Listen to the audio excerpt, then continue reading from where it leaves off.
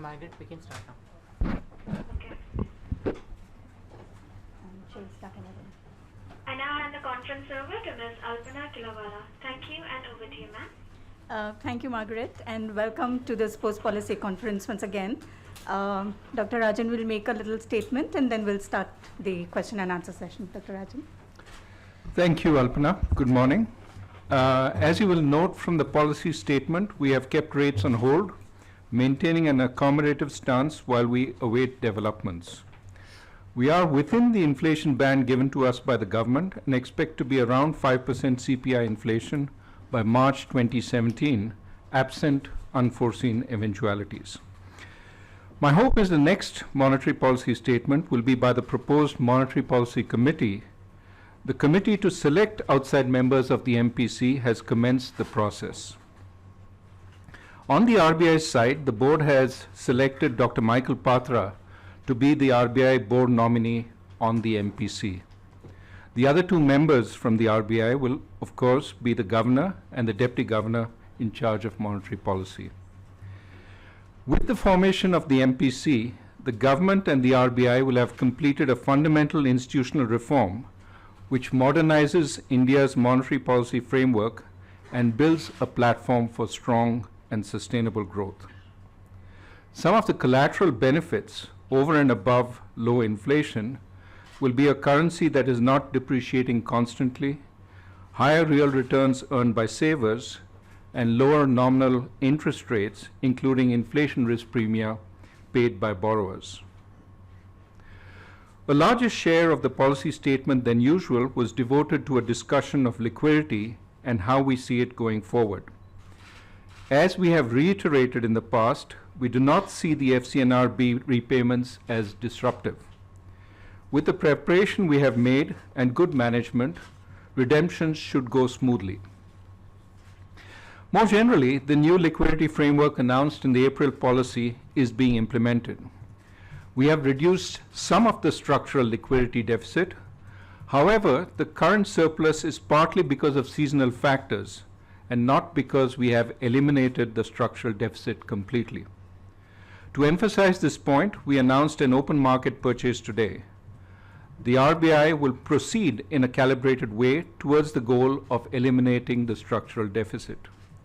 When we have done so, episodes of systemic surplus and systemic deficit should be evenly balanced. Now, despite easy liquidity, banks have passed past rate cuts into lending rates only modestly. Earlier, some bankers said that it was the lack of liquidity that was holding rates high. Now, I hear from some that it's the fear of the FCNR redemptions that is making them reluctant to cut rates. I have a suspicion that some new concern will crop up once the FCNR redemptions are behind us. On our side, having examined our experience with the MCLR framework, we will shortly be suggesting some revisions. However, substantial pass-through will happen only as corporate credit demand picks up and as public sector banks, strengthened by clean balance sheets, compete for corporate business.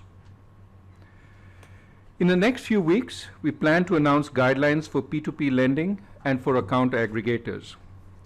On August 25th, we will unveil a new set of measures to improve the functioning of markets, especially the corporate bond markets. Some of these measures will build on the suggestions in the recent Khan Committee report. Before I end this statement, let me use this platform for two important messages that initiate the year-long public awareness and consumer protection campaign the RBI is going to embark on. First, one of the biggest sources of harassment for ordinary customers in the banking system is meeting KYC or Know Your Customer rules. Actually, these have been simplified considerably in the recent past, but sometimes your local branch may not know it. The applicable KYC rules can now be accessed from the RBI's web page by clicking on a bar entitled FAQs for KYC. It was put up this morning. For instance, if you move, your new address can be self-certified and you do not need proof of new address. If your branch does not know these simplified norms, please go to the RBI web page and point it out to them. you will be doing a public service. Second, if you get an email from me or any future governor promising to transfer a large sum of, say, rupees 50 lakhs to you, if only you send a small transaction fee of rupees 20,000 to a specific bank account, delete the email immediately. The reality is such emails are not from me, and the RBI does not give out money directly to ordinary citizens, even though we print plenty of it. While the emails usually contain very convincing reasons why you've been chosen to receive the money, ask yourself why I simply cannot deduct rupees 20,000 and send you 49.8 lakhs. If you think for a moment, you should not fall prey to such emails. This is my last policy statement, but there are still 28 days in my term, which I intend to use fully. We will now take questions. Lata.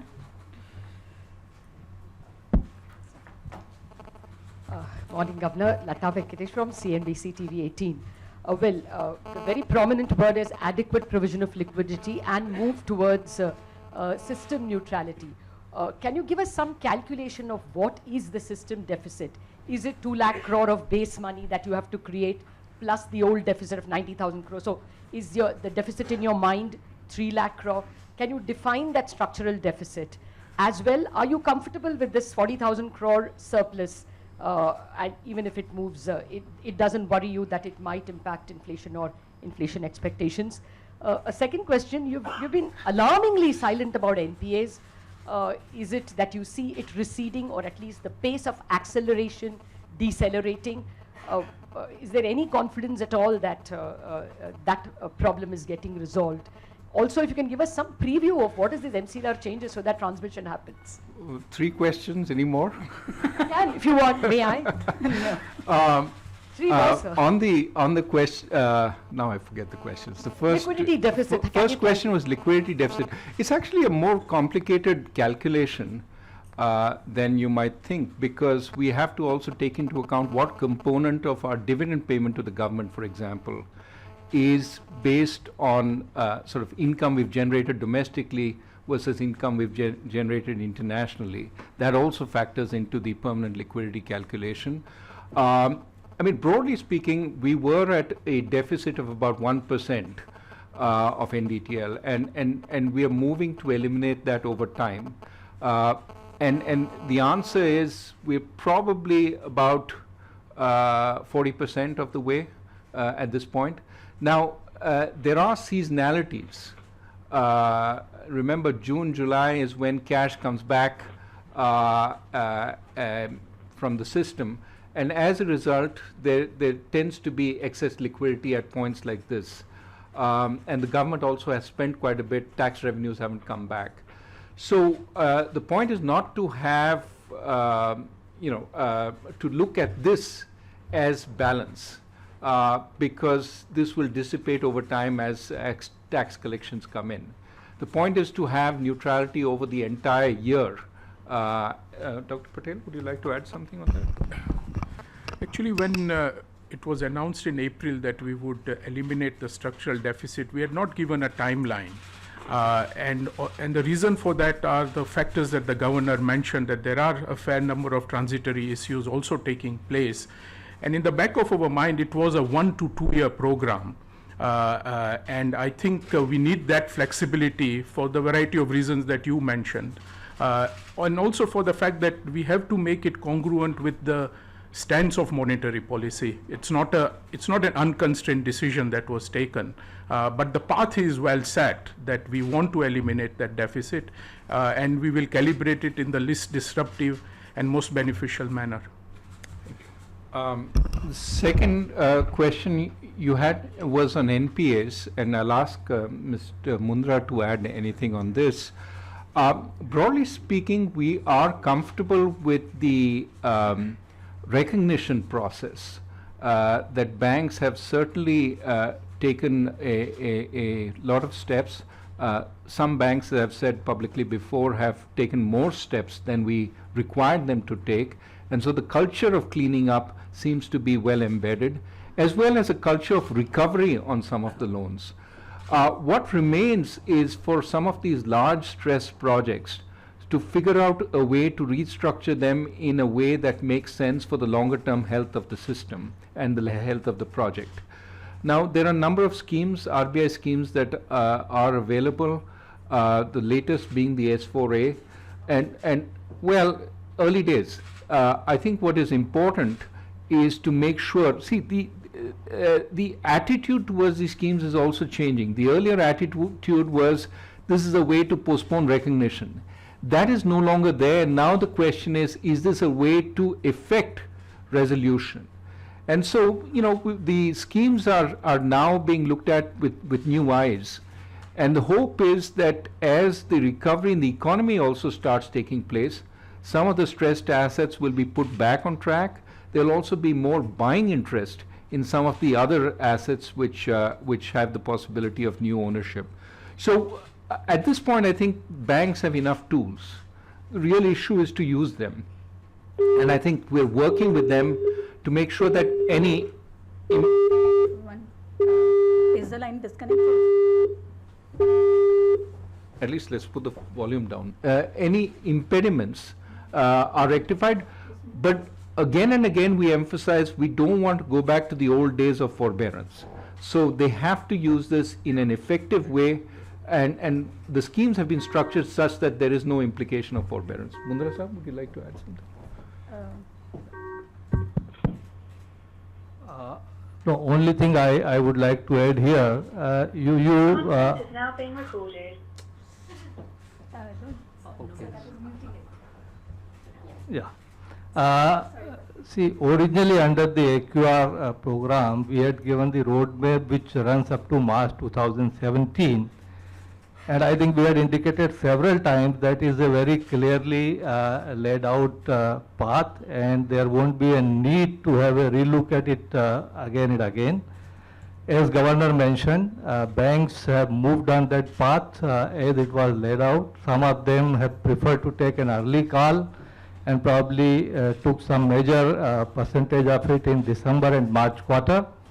Having said that, sometimes we get the question because ratios are picked up in isolation.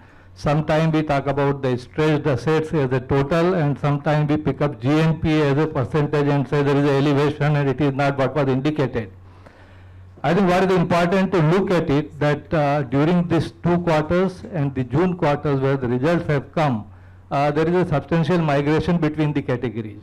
So maybe some of the assets which were earlier indicated in the overall stressed asset bucket might have moved from restructuring to GNPA percentage, but it was something which was very well, I mean to say, anticipated. Overall, if you look at it, the overall percentage of stressed assets, there is no significant elevation. The pace of generation of new NPA, there is a clear deceleration. And so I think that is what would be the roadmap. Of course, the provisioning requirement would continue to enhance as the in remaining 3 quarters, some more assets do come within the bracket, and also the aging takes effect. As far as the various measures Governor has already mentioned. And I think the overall movement of the banks in that direction is getting more sure-footed, if not that any definite resolution is on the card, but I think the clarity is much greater than what it was when we embarked on this path. Fourth question, Lata, please. It's underway. You'll hear shortly. Okay, Review has been done. We're now working on what measures. Yeah. One question per person, please. Anurag. Sir, this is Anurag from Z Business, sir. Sir, जिस तरह से आपने कहा कि खाने पीने की महंगाई काफ़ी ज़्यादा थी जुलाई में, इस वजह से रेट कट पॉसिबल नहीं हो पाया और आगे अच्छी संकेत दिख रहे हैं, लेकिन सर क्या माने जो भी रेट कट होगा वो FY17 में ही हो सकता है, क्योंकि FY18 में तो GST लागू हो जाएगा, GST लागू होने के बाद हमेशा महंगाई बढ़ती है, तो जो भी रेट कट की संभावना है वो अगले 6-8 महीने में ही है। और सर एक चीज़ और आपसे समझना चाहूँगा, अभी आपने कहा कि 150 बेसिस पॉइंट जो आपने रेट कट किया उसका इतना पास ऑन नहीं हुआ, तो सर आप कहेंगे आप खुश नहीं है, संतुष्ट नहीं है उस पास ऑन की वजह से? Okay, two questions. On the first question on whether there is a time before which it will become impossible to do rate cuts, I don't really think one can argue in such a way that there is future inflation anticipated, therefore it will become impossible to do a rate cut. Your rate cut is done taking into account the time path of inflation. If you think there's going to be more inflation in the future, you won't cut rates now.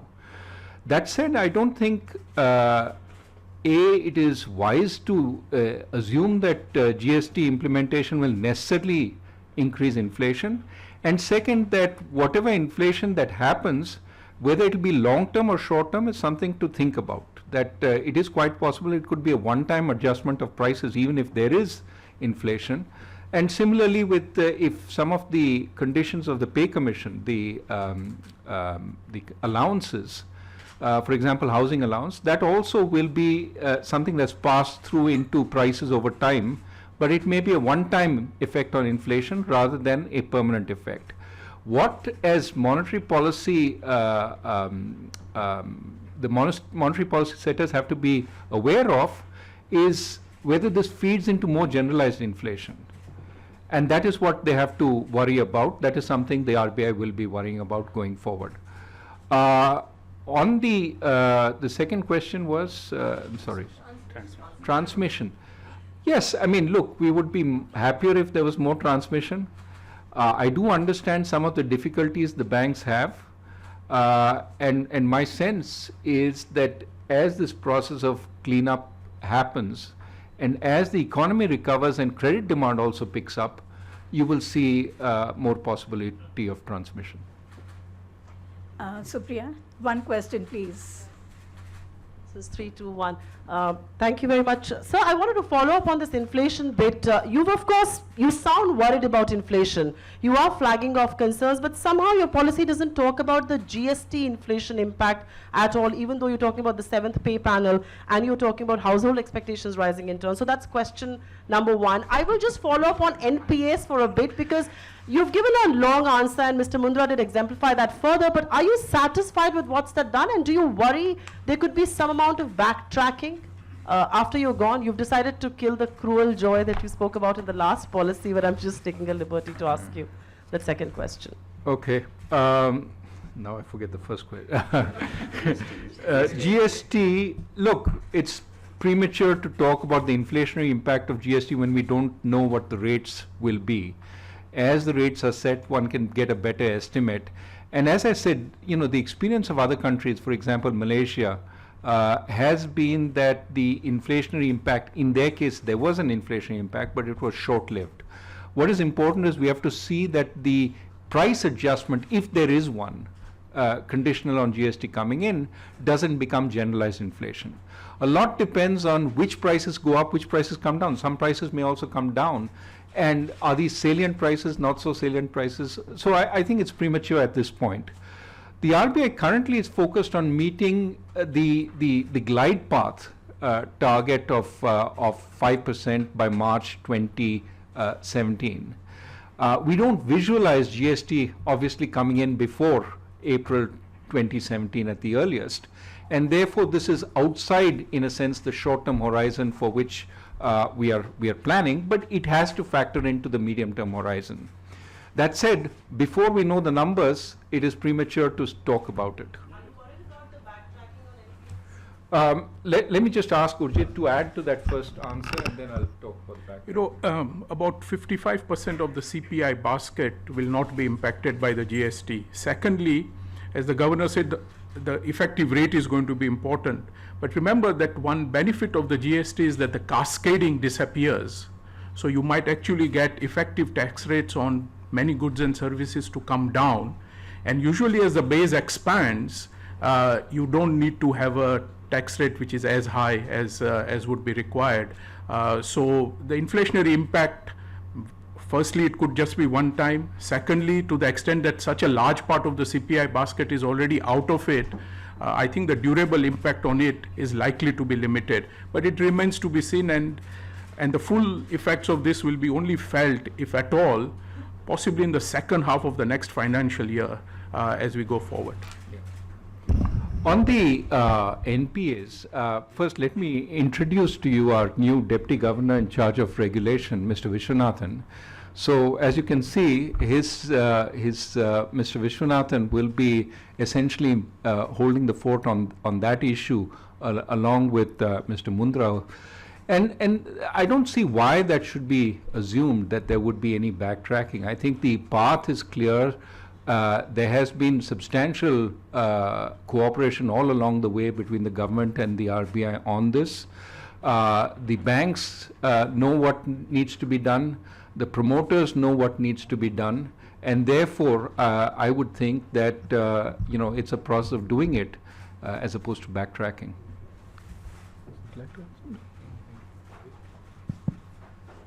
No, I would just like to add that a policy becomes very successful when those who are impacted by the policy also start firmly believing it and start practicing it on their own.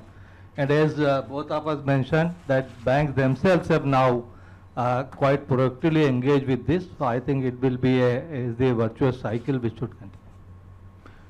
Shishir. Governor Rajan नमस्कार, मेरा नाम शिशिर है, मैं ABP news से हूँ। दो सवाल के परंपरा को आगे बढ़ाता हूँ मैं। मेरा नहीं, you guys don't follow my instruction. I like to instruct the governor. क्योंकि आपने कहा कि जीएसटी लागू करना टाइम के हिसाब से जो टाइम दिया गया है उसके हिसाब से बहुत चैलेंजिंग है, तो सबसे बड़ा चैलेंज आपके हिसाब से क्या है अगर 1 अप्रैल 2017 से लागू करना है? और दूसरा सवाल कि तमाम आंकड़े आ रहे हैं कि जीएसटी लागू होने के बाद जीडीपी 1%, 1.5%, 2% बढ़ सकता है, आपका असेसमेंट क्या है? So first on the challenges, obviously this is an enormous undertaking, and such an enormous undertaking will require efficient implementation from all sides. Also there are, as you know, some legislative sort of requirements. The states have to pass it, at least half the states, and so that will take some time. But broadly speaking, the government is confident of doing it. I don't see any reason to doubt it, but it is a challenging task. On the issue of how much this will add to GDP, I think this is more guesswork than I think other countries that have managed to do this have seen, as Dr. Patel said, both an improvement in revenues, but also by unifying the market in the country, you both reduce the transaction costs of transport, which is very important, the time, the wastage, etc. But you also increase efficiency because now you can produce anywhere for anywhere. You don't have to locate because you want to produce for that particular territory or whatever. So those kinds of benefits of a unified market may be harder to calculate but may be significant in the longer run. So 2% is not a big number.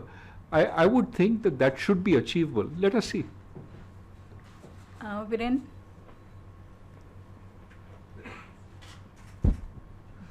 Sir Virendra Singh Gunawat from India Today Aaj Tak. Sir simple सवाल करना चाहूँगा कि आपका सफ़र काफ़ी controversial रहा है। एक simple सवाल करना चाहूँगा कि काफ़ी पॉलिटिकल आरोप प्रत्यारोप चले हैं, कुछ इमोशंस आपकी फैमिली की तरफ से भी आए हैं, काफ़ी स्टेटमेंट्स भी आए हैं, आपके फादर ने भी काफ़ी इंटरव्यूज़ में कहे हैं कुछ बातें। Let me stop you there. My father was surprised by one reporter, and I don't think the reporter should be going after families. They should have stayed away. They got in. He gave an answer. I don't have anything more to say on that. कोई बात नहीं sir. सवाल से बहुत ही simple sir कि एक conclusion जानना चाहेंगे क्योंकि हो सकता है कि हमें बाद में मौका ना मिले सवाल करने का। कैसा रहा सफर ये आपका? कुछ कहना चाहेंगे उन लोगों के लिए जो आप पे उंगली उठाए हुए थे? Look, I have nothing to say. Critics are there all the time. There are also people who send me messages in the plane from the back, anonymous notes saying, thank you for what you're doing. So you get both sides. That's part of the job. You have to take it as the costs and the benefits. And I think the most important thing is that at the end of the day, you feel you've made a useful contribution and that, some people are better off as a result of it. I think from that perspective, this has been a fantastic job. And when I said sometime back when somebody asked me, how has it been? I've enjoyed every minute of it, partly because every day when my sort of fellow colleagues at the RBI and I sit together and work, we manage to move the needle forward a little bit at the end of the day. You leave the office saying, we did something. And there are very few places where you can have that sense of satisfaction.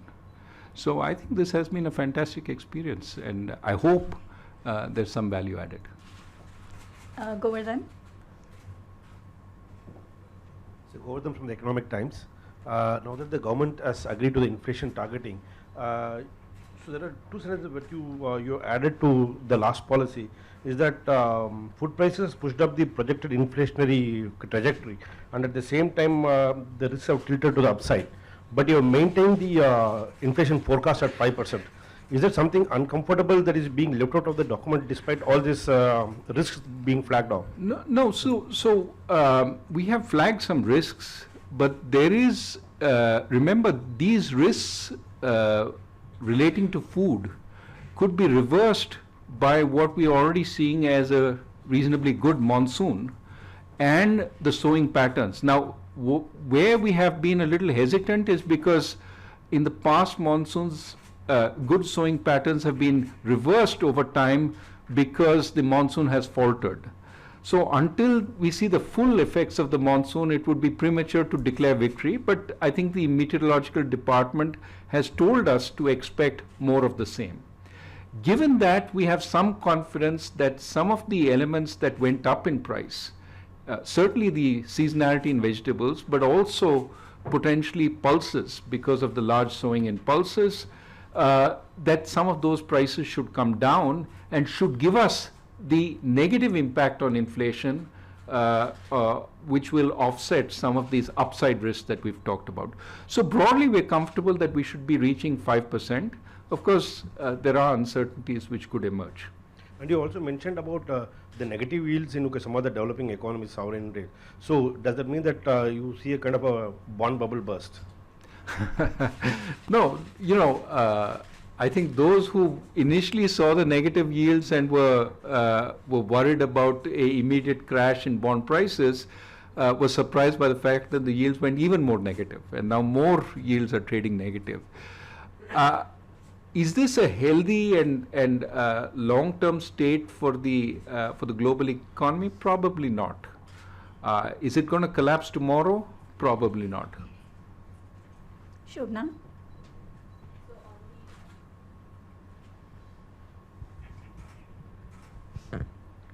Shobna from Financial Express.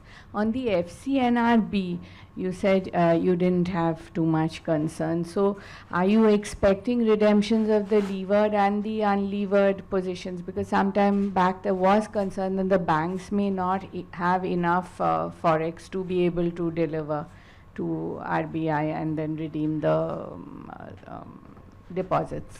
See, let's separate two things. One is the 26 billion which has come in FCNR. Now that includes, borrowed, people have borrowed money and then invested in FCNR. That total is 26 billion. Now let's assume all of it goes out, right? We have not only covered it in forward markets, we have covered about 90% of it in forward, 80% of it in forward markets, and we have 365 billion as of last count in reserves. So even if it all goes out, we can completely, pay for it, right? So the real question is whether there would be short-term disruptions in the market, because, for example, some of the banks who have sold us forward contracts find that they're not able to realize dollars from elsewhere. We will be monitoring the markets. We don't want to give a blanket guarantee that there will be no volatility. We want banks to be prepared to deliver to us. But if there is volatility, we will do what is necessary. Pradeep?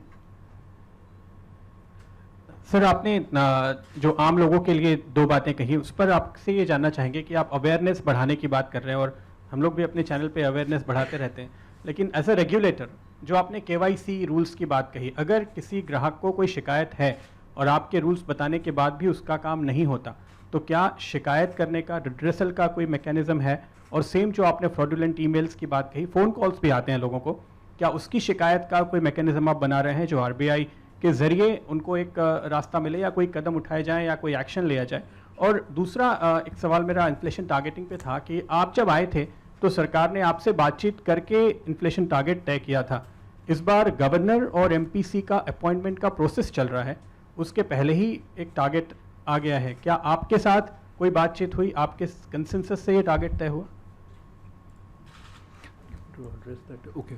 On the KYC norms, I mean, usually if you have a complaint about banks, you first take it up with the bank. You ask the bank, here's a particular problem I have, and banks will deal with it. If you cannot get redress from the banks, you can use our ombudsman system. So that is the second layer. After you first take it up with the banks and give them an opportunity to redress.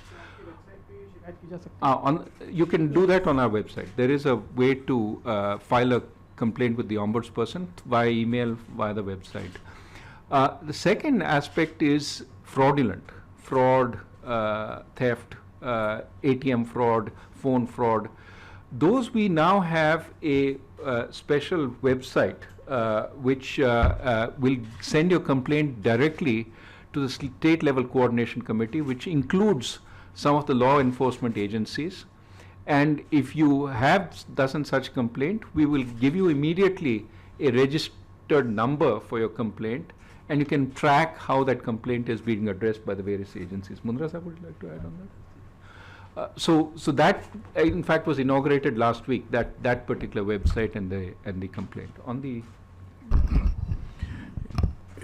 regarding the 4% plus and minus 2 target, there are three processes. One, the RBI's expert committee to revise and strengthen the monetary policy framework itself had recommended 4% plus or minus 2, and the recommendations were based on a fair bit of analysis. Secondly, the monetary policy framework agreement, which the governor signed on behalf of the RBI with the government in February of 2015, that also had 4 plus or minus 2%. And subsequent to the amendment of the RBI Act, there have been discussions with the government from the RBI side, and what has been endorsed is the 4% plus or minus 2. And that process is regardless of the monetary policy committee. The target has to be established between the bank and the government. Thank you. Sajid? Governor Sajid here from Bloomberg Quint. Two questions. The first one, the policy talks about your waiting space for policy rate action. What are the factors that you look at which will create space for a policy rate action? And the second one, on the inflation, you have maintained the 5% target for March 2017. What are the risks to breaching of that 5% target which you have? And given the fact that the impact of CPC or the 7th Pay Commission hasn't been factored in, has any exercise been done? What kind of impact it may have on the inflation if it continues? We have done exercises on what the impact of the 7th Pay Commission allowances would be, and it depends to some extent on what the final announcement is and the pace at which it will be rolled out, the pace at which it will be rolled out by the states, etc. So there is some mechanical increase in housing inflation when it is rolled out. And we have to figure out how to adjust for that. As I said, typically mechanical increases, one-time increases, it is possible to look through some of that and say, okay, this is going to happen for one time, but it'll come back after that, after we've been through this particular phase. What is more difficult is to gauge how this will impact generalized inflation. If people see that inflation is higher through the CPI index, though they don't see daily prices going up, how will they adjust, and will it then impact inflation more generally? So these are things that the RBI will have to consider it would be premature to say exactly what it will do. Going forward, of course, the impact of the good monsoon, especially on food prices, will be helpful, as will the fact that to some extent energy prices have thus far remained still modest and moderate. Let us see going forward. I think a stronger impact of the monsoon on food prices, as well as the continuing disinflation in services inflation, for example, those would create more policy space. It is something that we have to watch for. There has been only 1 month in which services inflation, which had sort of settled, was sticky around 5, has shown some life below that, but we have to see.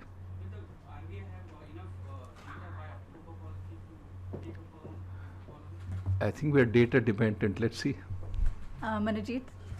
Manojit Shah from the Hindu. So there will be some amount of expectation, pressure on your successor to cut rates quickly and sharply. So what will your advice, suggestion to your successor in your battle against inflation? So I don't advise my successor.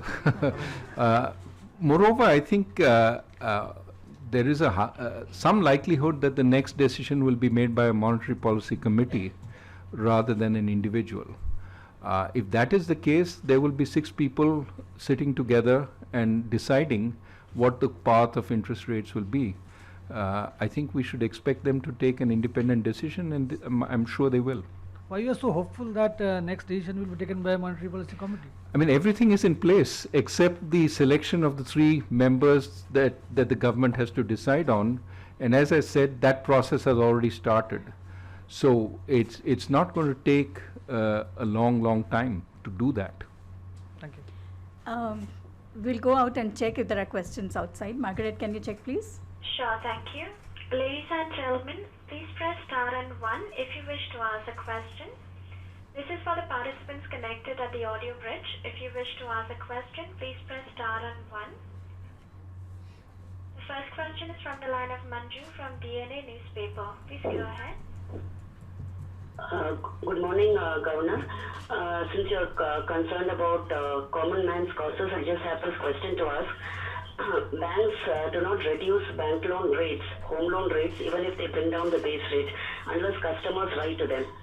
And the floating home loan rates of banks only tend to go up; they don't move down. So, will the RBI look at the arbitrary movement of retail home loan rates? Because you said that you will be utilizing your 28 days remaining fully, so I thought whether you could do something about this. Another thing I wanted to ask you, my second question, in your letter to the employees, you said that you will be available to serve India whenever needed, and later on in Bangalore you said that you are still around and probably a lot in India. So just wanted to know, would you be in some capacity in the country? What would you do besides being in Chicago University? Okay, let me ask Mr. Mundra to respond to your first question. I can respond to the second question. Look, I just go back to my previous sort of employment structure, where I used to both work at the University of Chicago, but also have a considerable involvement in different Indian causes. Earlier, for example, I was involved with the Indian School of Business, and we'll see going forward what I do, but I haven't made plans yet. No, I think there is already an admission that interest was more for the second question, but nonetheless, let me see on the housing loan. If it is taken as a floating rate, there are choice available to the customer, taken as a floating rate or fixed rate. If it is taken on fixed rate, then of course a different thing. But if it is a floating rate, and if there is a movement either in MCL or base rate, then I don't see a situation where that after reducing the MCLR, the benefit would not be passed on to the customers. if there are any specific instances, we can certainly look into it. It's never passed on until the customer writes to the bank. Most of the floating home loan rates are at over 11% now, if you check out. No, see, what is the floating rate is something which is a contract which was entered into. If there is a certain spread over the, though my sense is that most of the banking industry and housing loan is around base rate. But if there is a specific instance, we can look into it. But what I was trying to say, there are, as Governor mentioned, the MCLR framework itself, we are having a relook. In this year's supervisory cycle, we also would be putting emphasis on the calculation and implementation of MCLR in the individual banks. That is also on the agenda. And beyond that, if there are specific instances, I think it will be very difficult to react to a general remark, because it may be one isolated incident. But in the large part of banking industry, if I understand, the position is that a floating rate loan with the change in the benchmark rate gets automatically passed on. But we'll be very happy if there is a specific incident which can be brought to our notice.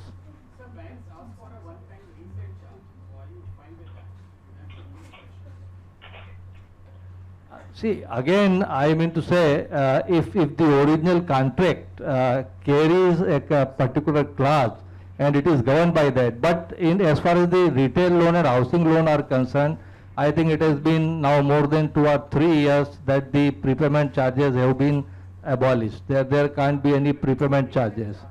Reset charges will be a matter of some. See, we will not be completely kind of entering into the commercial agreements and commercial judgments of the bank. Anything which is normal in usual course of business and which does not look unreasonable, I don't think that we would be really interfering into that. But if there is something which patently on the face of it looks unreasonable or looks onerous, then certainly we will have a role there. So we'll take it back, and one last question from this room. Vijay. So a lot of the criticism that has come, so Vijay from Kujansi, sorry. A lot of the criticism that has come to your tenure has been about your inflation focus. Do you think that the fact that the government has agreed to a 4% target, a 2 to 6% band, the fact that there's the MPC that's already in place, the NPAs are going down, do you think it validates all the work that you mentioned when you came in and you've been able to achieve during this tenure? Look, I think snap judgments, either by critics or by supporters, aren't really what matters. I think what matters is how this plays out in the longer run for stronger and sustainable growth for the country, for job creation, for our movement into the middle income. I think that's something that you can see only with the benefit of 5-6 years of experience, and to know whether in fact it was appropriate. In our view, the measures we have taken in the RBI were and are justified given the conditions that we have. People can have different judgments, but we have to see, as Mundra Sahab often says, the proof of the pudding is in the eating. Let's see over the next 5-6 years how this plays out, and then we'll reach a judgment whether this was good or bad. So that's it. Thank you very much. Thank you, sirs. And thank you, Margaret. We'll close.